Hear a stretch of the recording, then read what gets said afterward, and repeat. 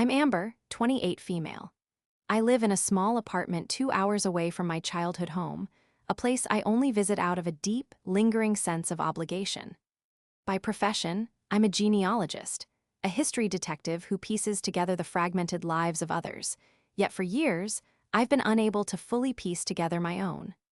This is the story of how one Christmas Eve, the family that prided itself on perfection was forced to confront the imperfect truth I unearthed. Before this story unfolds, I'd love to connect with you. Please let me know in the comments where you're watching from and what time it is in your corner of the world. It's amazing to see how far these stories can travel. Christmas Eve at my Aunt Veronica and Uncle Mark's house was less a celebration of family and more a carefully staged theatrical production. Veronica, an interior designer with a portfolio of minimalist mansions, treated her home like a showroom and her family like accessories within it. Every decoration was flawlessly placed, every light on the towering Fraser fir was perfectly spaced, and every guest was expected to adhere to an unspoken script of pleasantries and superficial cheer. The air, thick with the scent of pine and simmering mulled wine, was also heavy with the weight of expectation. My uncle, a financial advisor who measured worth in portfolios and profit margins, was the silent partner in this production, nodding along to Veronica's directives and ensuring the financial scaffolding of their perfect life remained invisible but ever-present. I dreaded this day all year. For as long as I could remember, I was the odd piece in their curated collection. My father, Veronica's younger brother, had passed away when I was 10. He was the artist, the free spirit who had married my mom, a librarian who preferred books to balance sheets. After they were both gone in a car accident, Veronica and Mark took me in, a duty they performed with a sense of transactional charity. They provided for my needs, a roof, food, and education, but never for my spirit. I was a project, a problem to be managed, and a constant, inconvenient reminder of the brother who had dared to live a life outside their carefully defined parameters of success. This dynamic crystallized every Christmas during the gift-giving ceremony. It was Veronica's favorite scene, the climax of her production. She would sit on a plush velvet ottoman, her silver blonde hair immaculate, and distribute presents with the grandeur of a queen bestowing favors upon her court. Each gift was expensive, wrapped in paper that probably cost more than my weekly groceries, and accompanied by a pronouncement of the recipient's achievements that year. My cousin Kyle, now a promising law student, would receive a leather-bound briefcase or a tailored suit, praised for his mock trial victories. His sister would be lauded for her engagement to a wealthy banker, her gift a designer handbag. It was a public ranking, a reinforcement of the family hierarchy, and I was always at the bottom. My gifts were always an afterthought, a gesture of obligatory inclusion that felt more like an insult. One year it was a generic gift card to a department store, another, a self-help book on finding your path. The message was always the same: you are not one of us. You do not measure up. I learned to swallow the humiliation, to produce a tight-lipped smile and a quiet thank you as the rest of the family cooed over their more significant presents. My silence was my shield, the only defense I had against their casual cruelty. This year, however, felt different. I arrived with a knot of cold dread in my stomach, but also with a sliver of something else: resolve. For the past 6 months, my life had been consumed by a project that had started as a professional curiosity, but had morphed into a deeply personal crusade.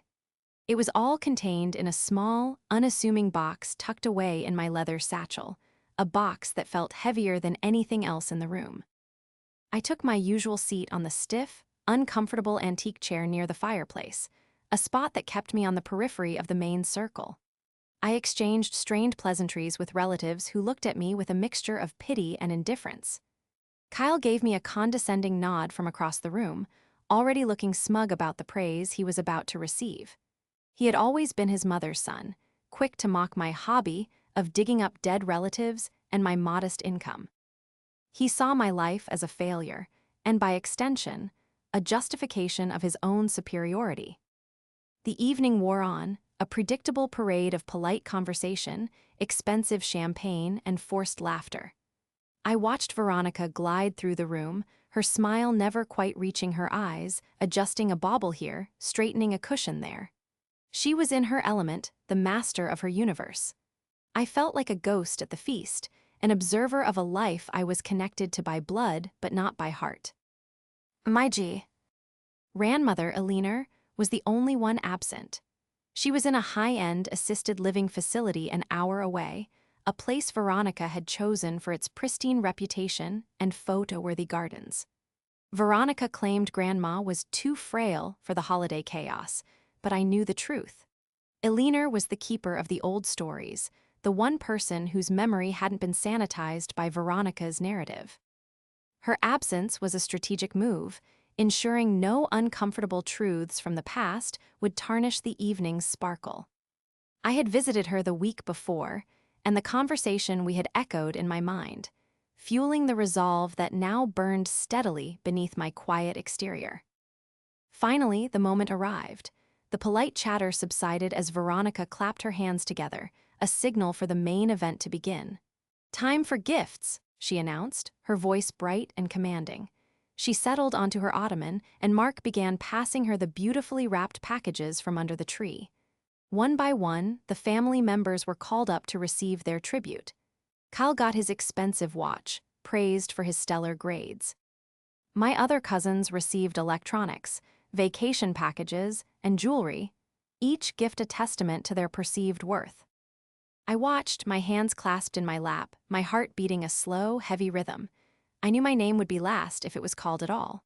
The pile of presents dwindled. The floor around the family became a sea of torn paper and discarded ribbons. Soon, there was only one small, insignificant-looking envelope left, but Veronica didn't reach for it. She scanned the room, her gaze sweeping past me before she folded her hands in her lap, a perfectly composed picture of magnanimity. The silence stretched, becoming thick and uncomfortable. Everyone was looking at her, then at me. This was new. This was a deviation from the script. The silence in the room was a living thing. It pulsed in the space between the crackling of the fire and the ticking of the grandfather clock in the hall.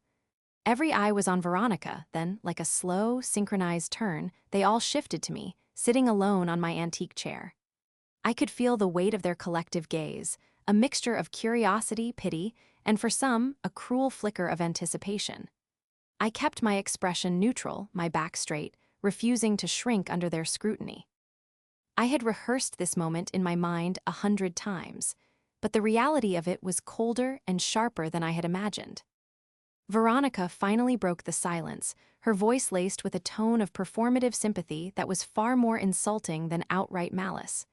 "Amber, dear," she began, addressing me as if I were a child about to be taught a difficult lesson. "Mark and I had a long talk this year." She glanced at her husband, who gave a slight, affirming nod, his face a mask of passive agreement. "We feel that giving gifts should be meaningful. It should be a reward for effort, a recognition of contribution to the family and to one's own success." She paused, letting the words hang in the air, allowing their implication to seep into the consciousness of everyone present. My cousin Kyle leaned forward slightly, a smirk playing on his lips. He knew what was coming. He was an eager spectator for my annual humiliation. "And well, to be blunt," Veronica continued, her voice dropping to a confidential, almost sorrowful tone, "we just felt you haven't really earned it this year." She spread her hands in a gesture of helpless finality. "We love you, of course, but love has to be accompanied by respect, and respect is earned. We didn't get you anything because we hope this will be an incentive for you, a little push to motivate you to do more, to be more." The words struck me, not with the force of a blow, but with the chilling precision of a surgeon's scalpel. It wasn't just that I wasn't getting a gift. I was being publicly shamed, diagnosed as a failure, and prescribed this humiliation as my cure. It was the culmination of 18 years of being treated as a burden, a charity case, the family's resident disappointment. A nervous titter rippled through the room. It started with Kyle, a low chuckle of vindication. Then another cousin joined in, then an uncle. It wasn't roaring laughter, not at first. It was worse.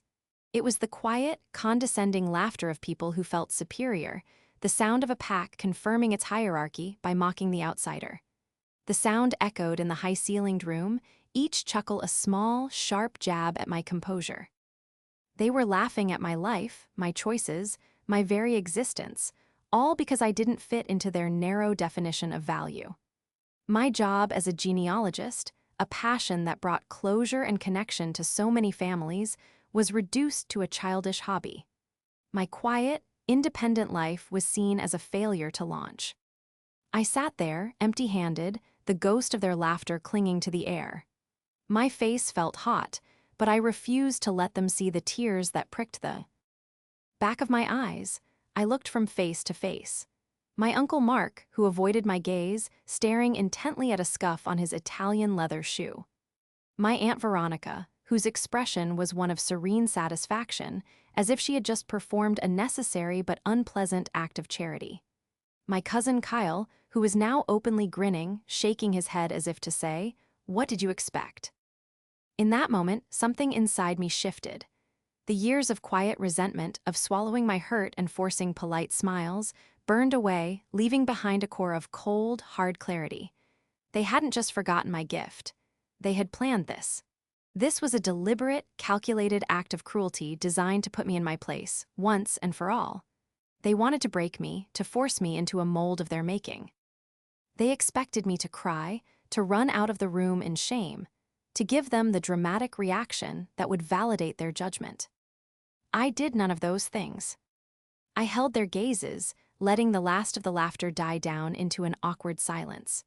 The resolve I had carried with me all evening solidified into a calm, unshakable purpose. I thought of my grandmother, Eleanor, her frail hand squeezing mine just a week ago, her voice a reedy whisper. "The truth has a way of finding the light, Amber. Don't be afraid to open the window." Slowly, deliberately, I leaned forward and reached into the large leather satchel at my feet. The room, which had begun to stir with the rustle of gift wrap and a return to quiet conversation, fell silent again. Every head turned back toward me. The sudden focus was intense, but I didn't flinch. I pushed aside my wallet and my keys, my fingers closing around the smooth, cool wood of the small box I had brought. It was a simple, unadorned mahogany box, no bigger than a deck of cards. With measured movements, I pulled it from my bag and placed it on the small mahogany side table next to my chair. The click of the wood against the polished surface was the only sound in the room. It was a small, definitive noise that cut through the tension like a stone dropping into a still pond. I lifted my head and looked directly at my Aunt Veronica. My voice, when I spoke, was calm, even, and devoid of the tremor of rage or hurt I felt roiling inside me. "That's fine," I said, my words clear and steady, "because I brought something that will change this family forever." The effect was instantaneous. Veronica's serene smile faltered, replaced by a flicker of confusion and then irritation. Uncle Mark finally looked up from his shoes, his brow furrowed. Kyle's smirk vanished, his expression turning wary. The entire living room, filled with the glittering evidence of their perfect, prosperous lives, fell completely silent. Every pair of eyes turned from me to the small, plain box on the table, as if it contained not just a secret, but a verdict. The performance was over. My scene was about to begin. The story of the box began 6 months before that Christmas Eve, on a sweltering afternoon in July. I had taken on a new client, a man in Australia trying to trace his lineage back to our small town. The work required me to spend hours at the county records office, poring over brittle census documents and dusty property deeds. It was tedious, meticulous work, the kind my aunt and uncle dismissed as a pointless fixation on the past. But for me, it was like assembling a giant, intricate puzzle. Each name, each date, each faded signature was a piece of a forgotten story waiting to be told. My research for the client eventually led me to the town's historical society, housed in the old Carnegie Library. And that's where I stumbled upon the first thread. It was a property transfer document from 1968. The name on the deed was my grandfather, Arthur Vance, Veronica, and my father's dad. He had sold a significant parcel of land, the very land where Veronica and Mark's sprawling, custom-built house now stood. That wasn't the surprise. I knew my grandfather had once owned most of the acreage on that side of town. The surprise was the name of the buyer, Elinor Dubois, my grandmother. It was strange. Why would my grandfather sell a piece of his own property to his wife? It made no sense. Spouses typically owned property jointly. A sale like this implied a separation of assets, a formal transaction between two disconnected parties, not a loving husband and wife. A flicker of professional curiosity ignited within me. This was an anomaly, a deviation from the normal pattern, and genealogists love anomalies. I filed the information away and continued with my client's work. But the thought of that deed lingered. The following weekend, I drove to the Evergreen Meadows facility to visit my grandmother, Elinor. She was sitting by the window in her small, sunlit room, looking out over the manicured lawns that Veronica was so proud of. At 80, Grandma Elinor was frail, her memory a flickering candle, sharp and bright one moment, hazy the next. Veronica insisted her mind was fading, a convenient diagnosis that allowed her to dismiss anything Elinor said that didn't align with the official family history. I started gently, asking her about the old days, about Grandpa Arthur. She smiled, her eyes distant. "He was a good man," she whispered, her voice thin as parchment. "A complicated man. He loved your father very much. They were two of a kind, cut from a different cloth than the rest of us." "Grandma," I began, choosing my words carefully. "I was at the records office. I saw something, a deed. It said Grandpa sold the land where Veronica's house is, to you, back in '68. Do you remember that?" A shadow passed over Elinor's face. The light in her eyes dimmed, replaced by a guarded, fearful look I had never seen before. "Some things are best left buried, Amber," she said, turning her head to look back out the window. "Veronica doesn't like us talking about the past." "But why?" I pressed, my curiosity now turning into a pressing need to understand. "Why would he sell it to you?"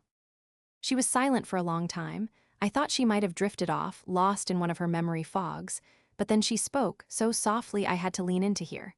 "It wasn't a sale, dear, it was a settlement." She turned to me, her eyes suddenly sharp and lucid. "He made a mistake, a terrible mistake. That land was his apology, but it wasn't enough." Her hand, thin and spotted with age, reached for mine. "In the attic of the old house. Your grandfather's army trunk. He kept everything in there. Letters, documents. He told me to burn it all after he was gone. I never could." The old house was the small farmhouse my grandparents had lived in before my grandfather passed away, and Elinor moved into a smaller home in town. After she moved, Veronica, as the executor of the estate, had it cleaned out and sold. I felt a pang of disappointment. "Veronica sold that house years ago, Grandma. The trunk is probably long gone." Elinor shook her head, a faint, conspiratorial smile touching her lips. "No, I knew she'd throw everything away. She never saw value in sentiment. The week before the movers came, I had your father. He was still just a teenager then. I had him move one thing for me, just one, that old trunk. He took it to his friend's barn for safekeeping." She squeezed my hand. "Find it, Amber. The truth is in that trunk." The conversation lit a fire in me. It took me 2 weeks of patient detective work, tracking down my father's childhood friends to find the right one. His name was George, a retired mechanic who still lived on the outskirts of town. When I called him and explained who I was, he was silent for a moment, then let out a low whistle. "Your dad's friend? Of course. He made me promise to hold onto that old trunk for your grandma. Said it was important. It's been sitting up in my hayloft for 40 years. Come on by whenever you like." The next Saturday, I stood in the dusty, sun-drenched hayloft of George's barn, the air thick with the smell of old wood and dry hay. In the corner, under a faded canvas tarp, was a dark green, metal-bound U.S. Army footlocker. My grandfather's name was stenciled in white paint on the side, AVANCE. My heart pounded in my chest. This was it. This was the lockbox of my family's history. With George's help, I carried it down and loaded it into my car. It was heavy, weighted with more than just its physical contents. Back in my small apartment, I pried open the rusted latches. The hinges creaked in protest, releasing a musty smell of aged paper and time.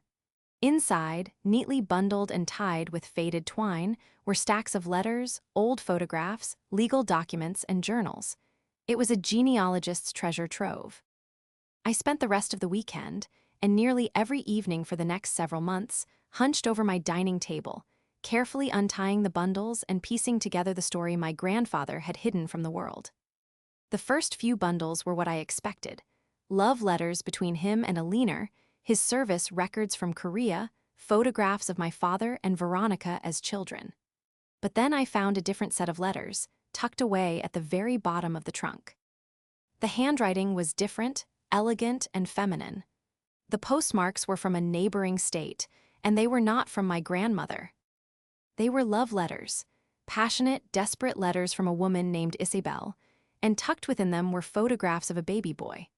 On the back of one, a date was scrawled, followed by a name, Thomas. The date was just 3 months after my Aunt Veronica was born.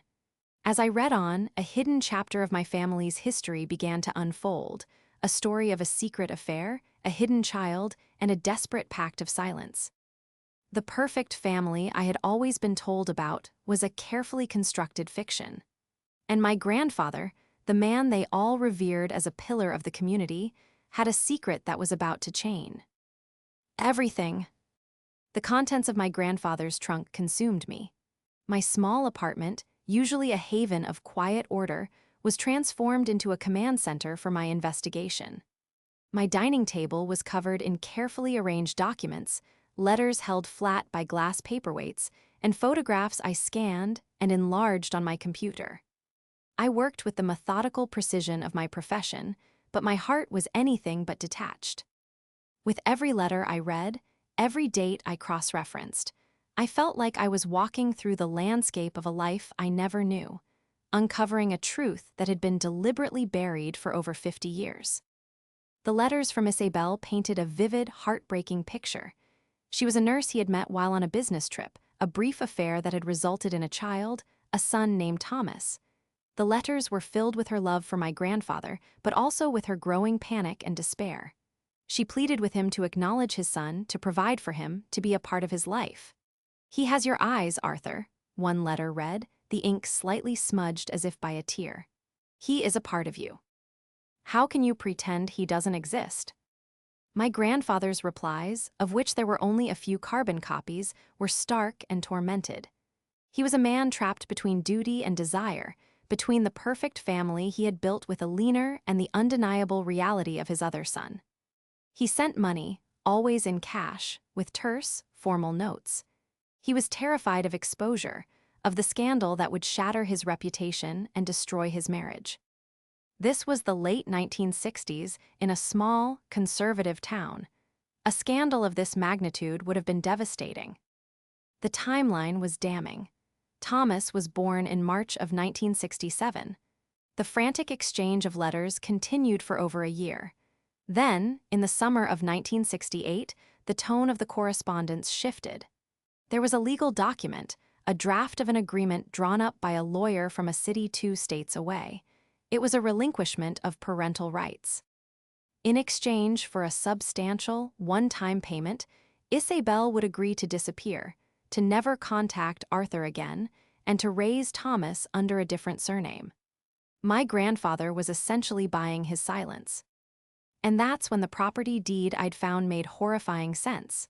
The date of the deed, when my grandfather sold the land to my grandmother, was just 1 week before the date on that final settlement agreement. He hadn't sold the land to a leaner. He had been forced to give it to her.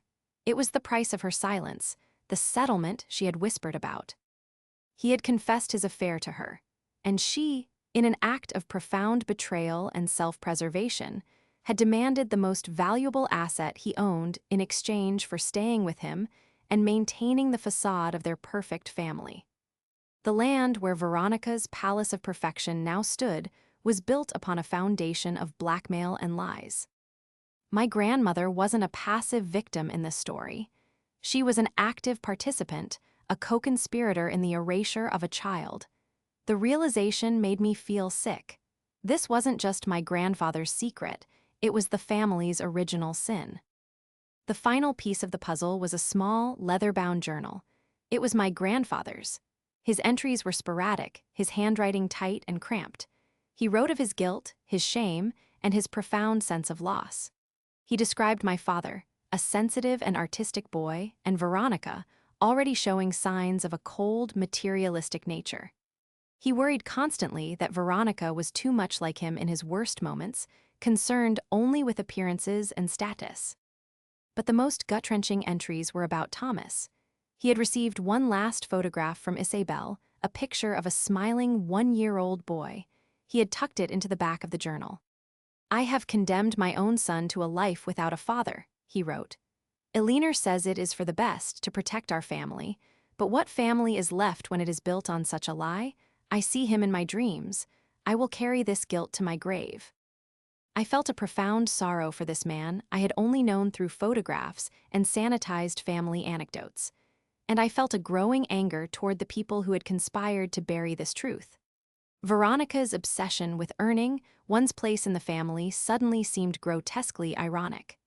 Her entire life of privilege, her beautiful home, her status, it was all financed by the silencing of her own half-brother. My investigation moved from the trunk to the digital world. With the information I had, Thomas's birth date, his mother's name, I started searching. It was like finding a needle in a haystack, but it was my haystack. This is what I did for a living. I scoured birth records, public archives, and social media. After weeks of dead ends, I found a match, an obituary for an Isabelle Dubois who had passed away 10 years prior. It mentioned a surviving son, Thomas Dubois, a high school music teacher living in a small town in Ohio. My hands were shaking as I found him. He had a public profile on his school's website. There was a picture of him standing with his students, a kind-looking man in his late 50s with a warm smile and unmistakably, my grandfather's eyes. He had a family, a wife and 2 daughters. He had lived his whole life just a few states away, completely unaware that he had a father, a half-sister, and a half-brother who had been his mirror images in so many ways. For a week, I debated what to do. This wasn't just historical data anymore. This was a man's life. Did I have the right to disrupt it, to drop a bomb of truth into his world? The answer came to me when I thought about that Christmas Eve dinner table, of the laughter, of Veronica's cruel, calculated words. They had built their kingdom on a lie, and they had used that lie to justify their judgment of me, of my father, of anyone who didn't conform. They had erased a child from their history to protect their own comfort. The truth didn't just belong to the past, it belonged to the living. It belonged to Thomas, and it belonged to me. I wasn't just a genealogist anymore. I was an agent of history, and I had a responsibility to bring this story into the light. The decision was made. The confrontation was no longer a question of if, but how. With the truth laid bare on my dining room table, my mission shifted from discovery to delivery. I couldn't just stand up at Christmas and announce my findings. That would be messy, emotional, and easily dismissed as a hysterical outburst by a disgruntled niece. My aunt, the master of controlling narratives, would twist it, deny it, and paint me as delusional. No, the truth needed to be presented not as an accusation, but as an irrefutable fact. It needed to be cold, hard, and undeniable. I needed to forge a key that would unlock their 50-year-old secret, so cleanly that the door could never be closed again. My first step was to contact Thomas. This was the most delicate part of the entire process. I couldn't just call him and upend his life over the phone. I wrote him a letter, using the formal, careful language of my profession. I introduced myself as a genealogist working on the Vance family history. I explained that I had uncovered documents suggesting a close connection between his mother, Isabel, and my grandfather, Arthur Vance. I mentioned that I had found correspondence and photographs that he might find meaningful. I didn't reveal the full extent of the relationship in the letter. I simply stated that I had information of a deeply personal nature and asked if he would be willing to speak with me. I included my phone number and email address, and then I waited, my stomach churning with a mixture of anxiety and anticipation. 3 days later, my phone rang. It was him. His voice was hesitant, cautious, but curious. "This is Thomas Dubois," he said. I received your letter. I have to admit, I don't know what to make of it. Over the next hour, I told him the story, gently and chronologically, sticking to the facts I could prove. I told him about the letters, the journals, the settlement. I emailed him copies of the photographs, of his mother, of his father, of the smiling baby in the picture my grandfather had hidden away. There was a long silence on the other end of the line. I could hear his quiet breathing, the sound of a man processing a reality that was shifting beneath his feet. My mother, he finally said, his voice thick with emotion. She always told me my father was a good man who died before I was born. She never wanted to talk about him. Now I understand why. He wasn't angry. He was sad. Sad for the mother who had carried this secret alone, and sad for the father he never knew. We talked for hours that day, and many more times over the following weeks. I learned about his life, his love for music, a passion he shared with my own father and his family.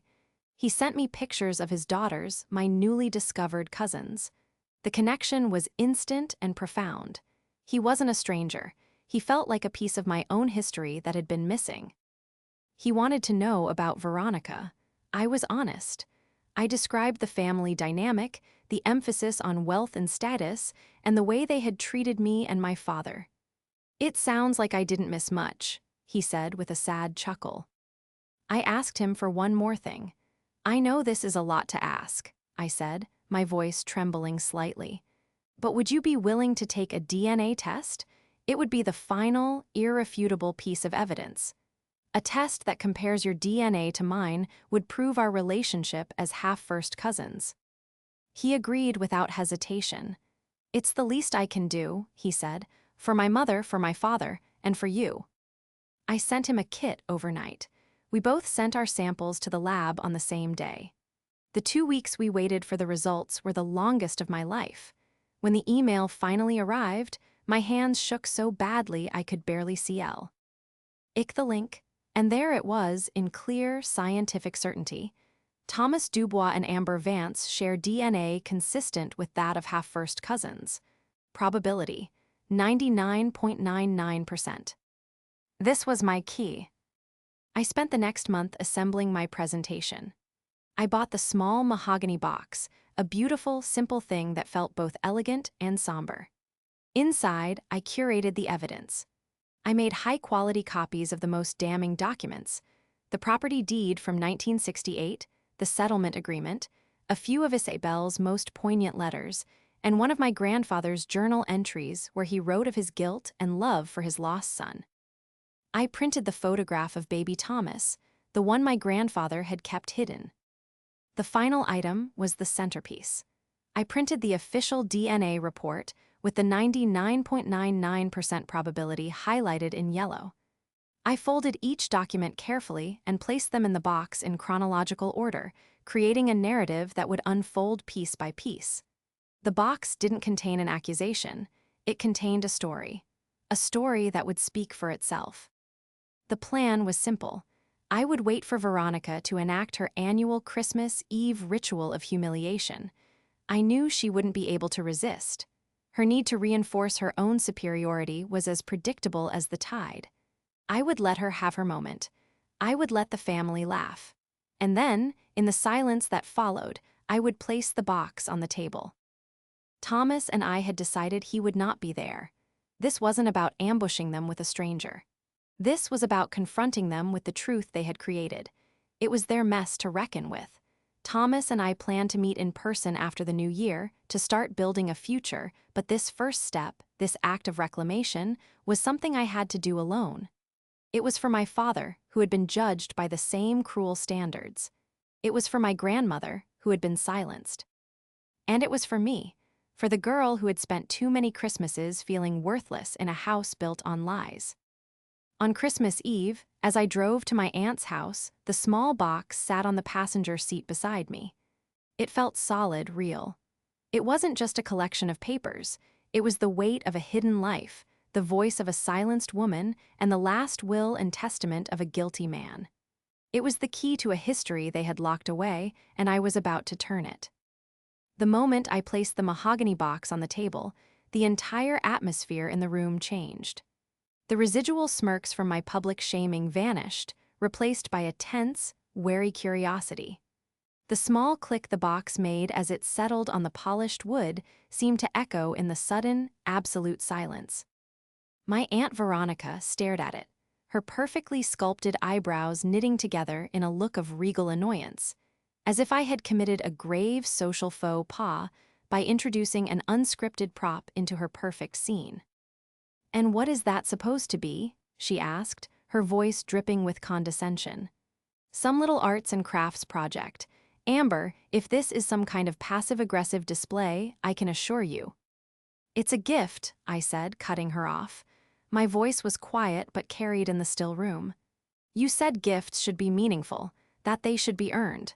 Well, this one has been 50 years in the making, and I think, in a way, you've all earned it." I looked around the room, meeting the eyes of each family member. My Uncle Mark looked deeply uncomfortable, shifting his weight in his chair. My cousin Kyle watched me with a look of irritated confusion, like a chess player who couldn't anticipate his opponent's next move. I opened the box. I didn't rush. My movements were slow and deliberate. I wanted them to watch every motion, to feel the weight of each moment.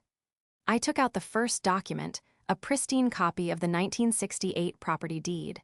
I held it up so they could see the names. "This is a deed of sale for the land this house is built on," I explained, my voice as calm and factual as if I were presenting a finding to a client.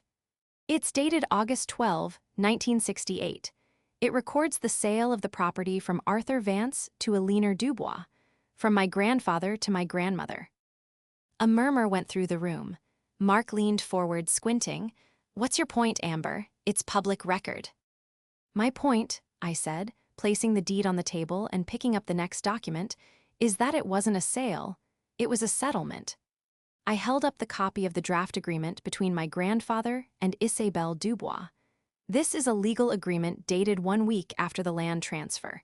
It's a relinquishment of parental rights for a son my grandfather fathered out of wedlock. A son named Thomas."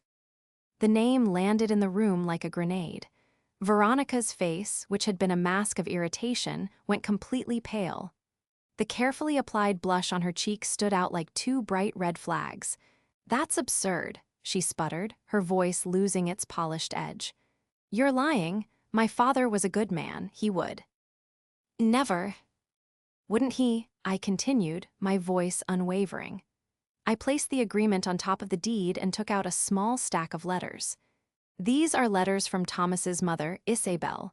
She wrote to Grandpa for over a year, begging him to be a father to his son.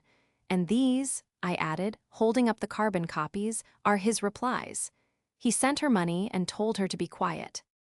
I didn't need to read them aloud. The sight of my grandfather's familiar handwriting on the brittle pages was enough. Veronica stared at the letters, her mouth slightly agape. For the first time in her life, she seemed to be at a complete loss for words. "My father had a brother?" Kyle asked, his voice a disbelieving whisper. The arrogance was gone, replaced by genuine shock. "A half-brother," I corrected, my gaze fixed on Veronica.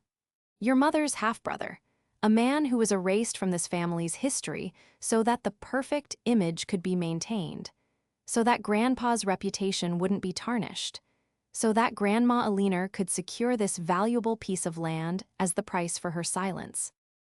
The mention of Elinor seemed to jolt Veronica back to life. A spark of her old fire returned to her eyes. "My mother is a saint, and she's not well. You've been visiting her, haven't you? Filling her head with these fantasies. You're manipulating a sick old woman." "She's not sick, Veronica. She's silenced," I shot back, my voice finally rising with the force of my conviction. "You put her in that home and told everyone her mind was failing because you were terrified she'd let the truth slip. But she remembered everything. She's the one who told me where to find Grandpa's trunk.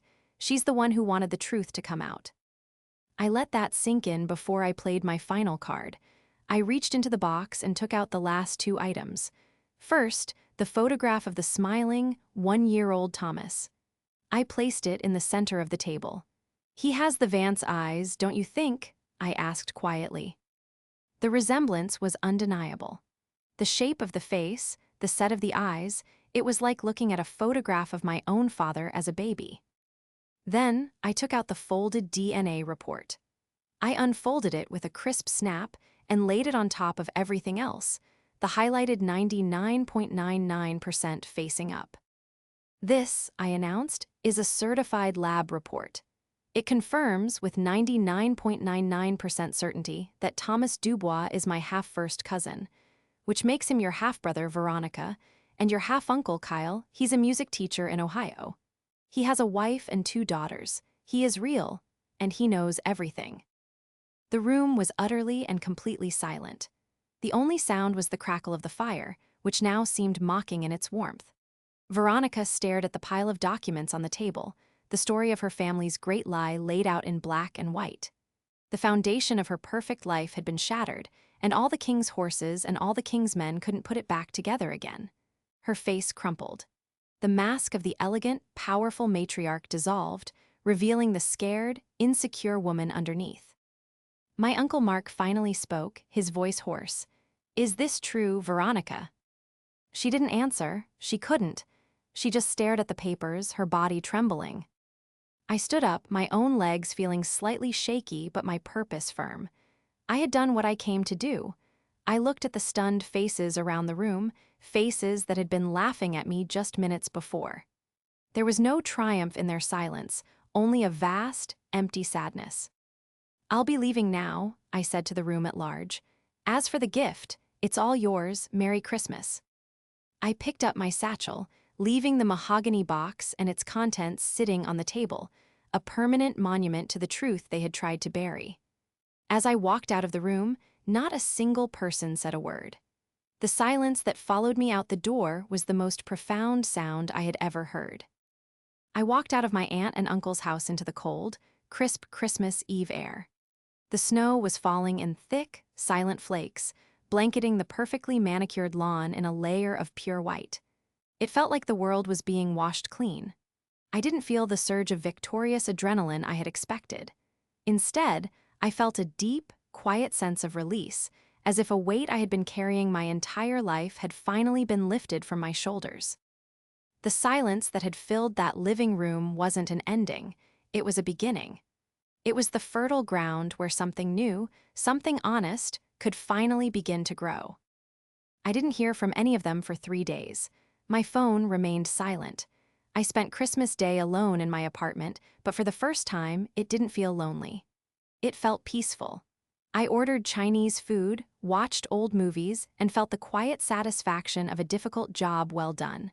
I had not destroyed a family. I had simply exposed the truth of what the family already was. The rest was up to them.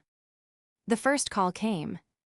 On the 27th, it was my Uncle Mark. His voice was subdued, weary. "Amber," he said, "we need to talk." He didn't apologize, not directly. Men like him rarely did, but he acknowledged the truth. He said Veronica hadn't left her room since Christmas Eve. He said he had read everything in the box and that it explained a lot. He asked for Thomas's contact information. He said he just wanted to understand. I gave it to him. It was a small, hesitant step toward accountability, but it was a step. The second call came a week later, and it was the one that surprised me most. It was my cousin Kyle. The arrogance was gone from his voice, replaced by a tone of genuine humility. "Amber, I'm so sorry," he said, and the words sounded like they had been difficult for him to form. "I've been an idiot. For years, the way I treated you, the things I said, I was just parroting what my mom always said. I never stopped to think for myself." He told me he had done his own research, verifying the documents online, and that he was disgusted by what he'd learned. "My entire life is built on a lie," he said. "And on top of that, I was a jerk to the one person who was brave enough to tell the truth. I'd like to make it up to you, if you'll let me." I met Kyle for coffee the following week. He was a different person, quieter, more thoughtful. He asked me about my work, and for the first time, he listened with genuine interest. He told me he was rethinking his decision to go into corporate law. "I want to do something that matters," he said. It was the beginning of a new relationship, one built not on a shared name, but on a shared understanding. I never received a call from Veronica. I didn't expect one. For her, the truth was not a liberation, but a life sentence. Her identity was so intertwined with the fiction of the perfect family that she couldn't exist without it. Mark later told me that she refused to talk about it, referring to that night as Amber's unpleasantness. She had chosen to live in the ruins of her gilded cage rather than step out into the light. In January, I flew to Ohio to meet Thomas. When I saw him at the airport gate, a man in his late 50s with my grandfather's kind eyes, I felt an instant sense of belonging. We hugged for a long time, two branches of the same family tree, separated by a secret and reunited by the truth. He introduced me to his wife and daughters, and they welcomed me with an uncomplicated warmth I had never known. We spent the weekend sharing stories, he about his mother, me about my father.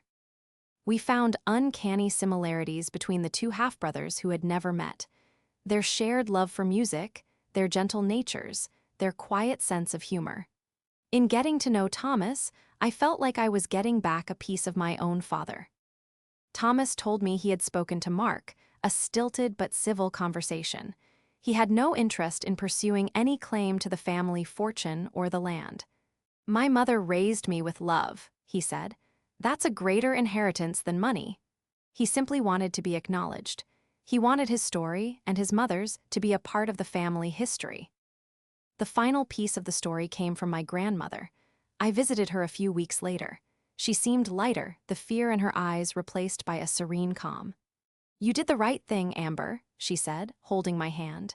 "Your grandfather, he was a good man who made a terrible mistake, and I was a scared young wife who made another one. I've lived with that choice every day of my life. Thank you for not letting that lie be the end of the story." Today, my family looks very different. It's smaller, but it's more real. I have regular contact with Kyle and, surprisingly, with my Uncle Mark, who is slowly learning to be his own man. And I have a whole new family in Ohio, one that is bound by love, not by secrets. The mahogany box now sits on my bookshelf, a reminder that history is never truly in the past. It lives in us, in the choices we make and the truths we are brave enough to tell. My aunt still lives in her beautiful house, hosting perfect parties for a shrinking circle of friends. But the foundation is cracked, and everyone knows it. She may have kept the house, but she lost the family. And I, the girl who was told she hadn't earned a gift, had been given the greatest one of all, the truth. And with it, a future I could finally call my own.